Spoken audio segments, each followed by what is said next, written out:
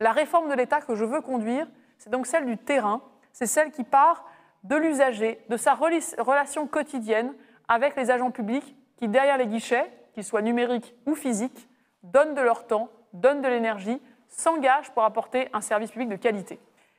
Au fond, ce que nous allons présenter aujourd'hui, c'est la mise en cohérence d'une démarche de transparence et de confiance que nous avons initiée en 2017 et un site qui s'appelle servicepublic.fr, qui est le site public le plus visité en France. C'est un site où on peut se renseigner sur les démarches. Et bien aujourd'hui, on pourra non seulement s'y renseigner, et on pourra aussi donner son avis,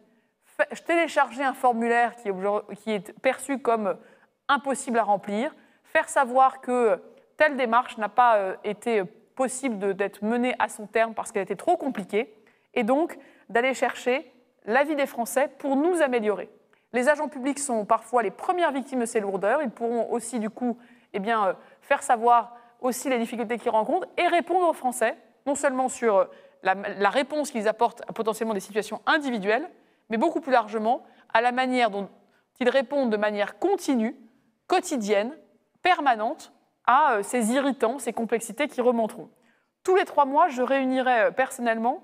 les patrons des réseaux de services publics, la CAF, les impôts, le service des douanes, qui travaille beaucoup avec les entreprises, évidemment la Poste, la Caisse primaire d'assurance maladie, tous ces grands réseaux qui sont au cœur de notre vie quotidienne,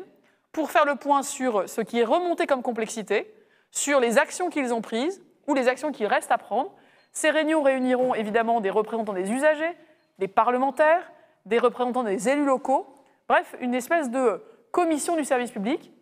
Une réunion sera dédiée en particulier aux usagers quand ils sont des particuliers, c'est nous tous dans notre vie quotidienne, et un autre cercle sera dédié aux usagers entreprises, les TPE, les PME, les plus grands groupes, qui eux aussi sont des usagers, quotidiens du service public, et qui parfois ont aussi à faire savoir ce qui, dans leur démarche plus professionnelle, peut causer des difficultés. Nous allons, par ce mécanisme-là, nous aussi, nous mettre dans une démarche d'amélioration continue pour que, de tous les guichets de services publics de France jusqu'au ministère à Paris, nous nous organisions pour apporter, dans toute la chaîne, une capacité de service public encore plus efficace, encore plus simple, encore plus accessible.